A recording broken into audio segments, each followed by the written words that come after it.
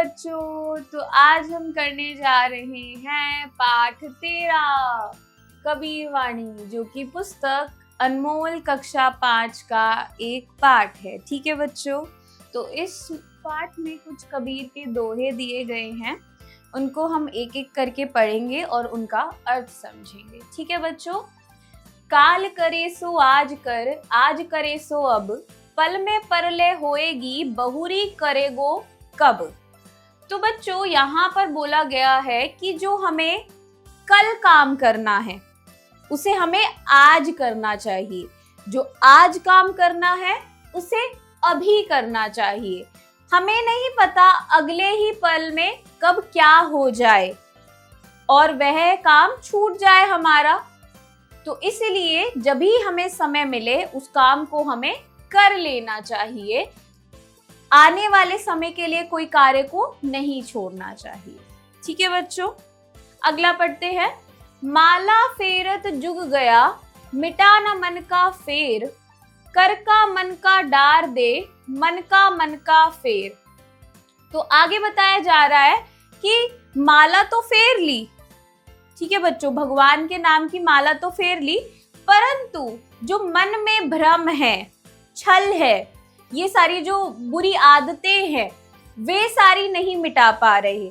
तो कबीर कहते हैं कि सबसे पहले माला फेरने को छोड़ो, सबसे पहले अपने मन को साफ करो, अपने मन से बुरी आदतों को, भ्रम को, इन सब चीजों को हटाओ। ठीक है बच्चों, आगे बढ़ते हैं अब हम। गुरु गोविंद दऊ खड़े, काकी लागू पाए, बलिहारी गुरु आपने, गोविंद दियो बताए। तो आगे हमें बोला जा रहा है, कबीर जी कहते हैं कि अगर गुरु खड़े हैं और भगवान खड़े हैं पहले, ठीक है बच्चों, तो पूछा जा रहा है किसके पैर हमें छूने चाहिए। तो कबीर जी बोलते हैं कि हमें सबसे पहले गुरु के पैर छूने चाहिए। क्यों? क्योंकि गुरु ने ही हमें भगवान तक का रास्ता दिखाया है। ठीक है बच्चों, आगे बढ़ते हैं। कबीरा ते नर अंधे, गुरु को कहते और, हरि रूठे गुरु ठोर है, गुरु रूठे नाही ठोर। तो कबीर जी आगे कहते हैं कि जो यहाँ पर है लोग अंधे हैं। क्यों अंधे हैं? क्योंकि वह गुरु को कम समझते हैं। तो बच्चों आगे कबीर जी कहते हैं कि अगर भगवान रूठ जाए तो हमारे पास गुरु हैं उन्हें मनाने के लिए, परंतु अगर गुरु ही रूठ जाए तो हमारे पास कोई भी नहीं है, हमारा अपना कोई ही नहीं है, इसलिए गुरु को कम नहीं समझना चाहिए। आगे पढ़ते हैं। निंदक न्यारे राखिए, आंगन कुटी छवाए, बिन पानी साबुन बिना निर्मल करे सुभाए। तो आगे बोलते हैं जो निंदक होते हैं, यानी कि हमारी जो निंदा करते हैं, उनको हमें अपने पास रखना चाहिए, नियरे यानी कि पास में रखना चाहिए। उससे क्या होगा, हमारा जो व्यवहार है अपने आप सही होता जाएगा, साफ सुथरा हो जाएगा, बिना पानी साबुन के।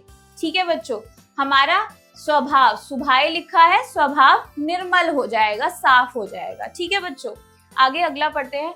साच बराबर तप नहीं, झूठ बराबर पाप, जाके हृदय साच है, ताके हृदय आप। तो यहाँ पर बोलते हैं जो सच होता है, साच यानी कि सच, वो तप के बराबर है, तपस्या करने के, और जो झूठ है वह पाप के बराबर है। ठीक है बच्चों, कोई गलत काम करने के बराबर। तो जिसके हृदय में, हृदय यानी कि दिल में सच होता है, उसके हृदय में भगवान का, ईश्वर का निवास होता है। ठीक है बच्चों, इन सभी दोहों को हमने पढ़ लिया है, अर्थ भी समझ लिया है। अब हम आगे बढ़ते हैं। शब्दार्थ मीनिंग्स। दो बोथ, निंदक बैकबाइटर, परलय होलोकॉस्ट, हृदय हार्ट, नियारे नियर मन का, रोजरी बहुरी अगेन, पाए लेग।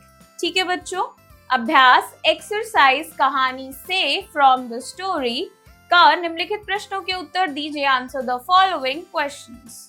करते हैं बच्चों। ठीक है बच्चों, प्रश्न 1, गुरु का क्या काम होता है? उत्तर होगा गुरु का यह काम होता है कि वे भगवान तक का हमें रास्ता दिखाते हैं। प्रश्न 2, मनुष्य के स्वभाव को साबुन पानी के बिना निर्मल कौन करता है? उत्तर होगा मनुष्य के स्वभाव को साबुन पानी के बिना निंदक निर्मल कर देते हैं। प्रश्न 3, कबीर के अनुसार गुरु और ईश्वर में से हमें पहले किसके चरण छूने चाहिए? उत्तर होगा कबीर के अनुसार हमें गुरु और भगवान में से सबसे पहले गुरु के चरण छूने चाहिए। प्रश्न 4, सच झूठ की तुलना तप और पाप से किस प्रकार की गई है? तो बच्चों, सच जो बोलता है उसको तप कहा गया है और जो झूठ बोलता है उसके लिए बोला गया है पाप करता है।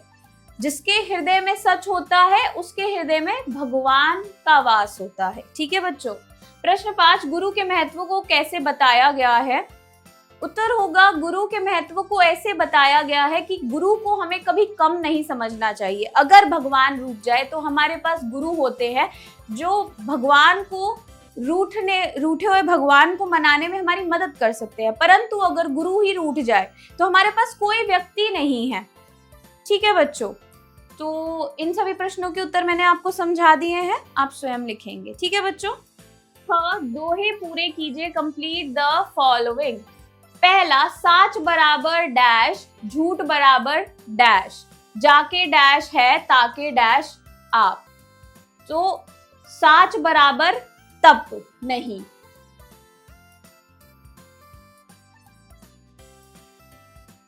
आगे हुआ झूठ बराबर पाप। जाके हृदय साच है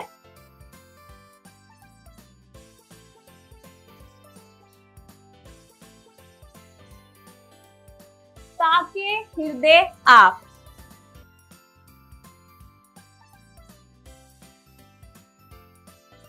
दूसरा, निंदक डैश राखियो डैश कुटी डैश, बिन पानी डैश बिना डैश करे डैश। निंदक नियरे राखिए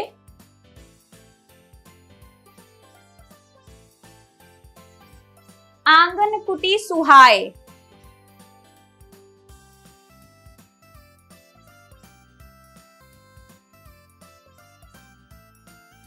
बिन पानी साबुन बिना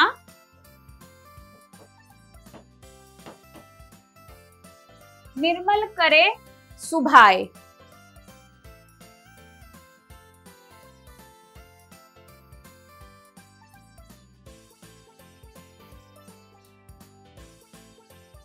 तीसरा, बोली एक डैश है जो कोई डैश जानी, डैश तोली के तब डैश आनी। बोली एक अनमोल है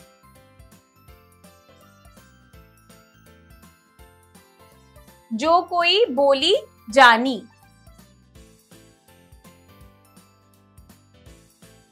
डैश तोली के, ये तराजू तोली के।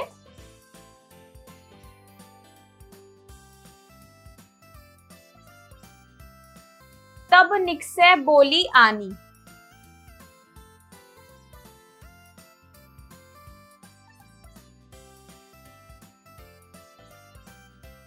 आगे बढ़ते हैं बच्चों। अब हम भाषा ज्ञान, अंडरस्टैंडिंग ग्रामर। ग, निम्नलिखित शब्दों का अर्थ अंग्रेजी में लिखिए। Right the meaning of the following words in English.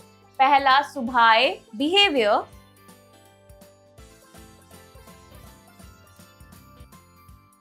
दूसरा, तृष्णा डिजायर।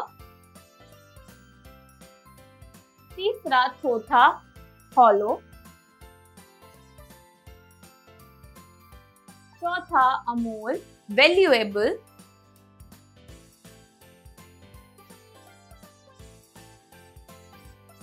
घ, खड़ी बोली के शब्द लिखिए। Rewrite the following. पहला, नियरे पास।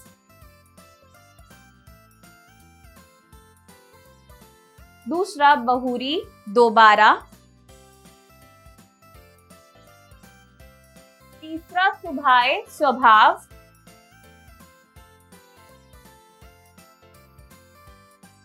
चौथा, दो दोनों।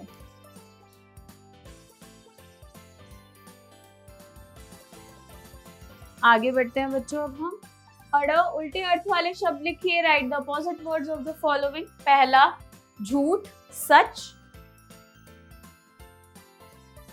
दूसरा निंदा प्रशंसा,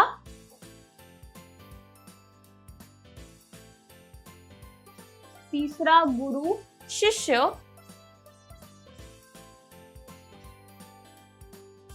चौथा अंधा नेत्रवान,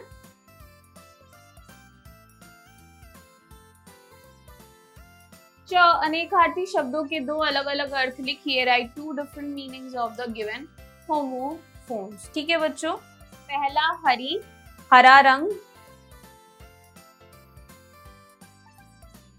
दूसरा ईश्वर, दूसरा कर यानी कि कर्म, और हाथ, तीसरा माया भ्रम, और दूसरा हो सकता है धन दौलत,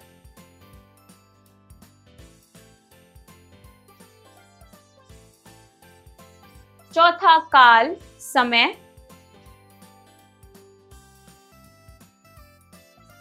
और मृत्यु।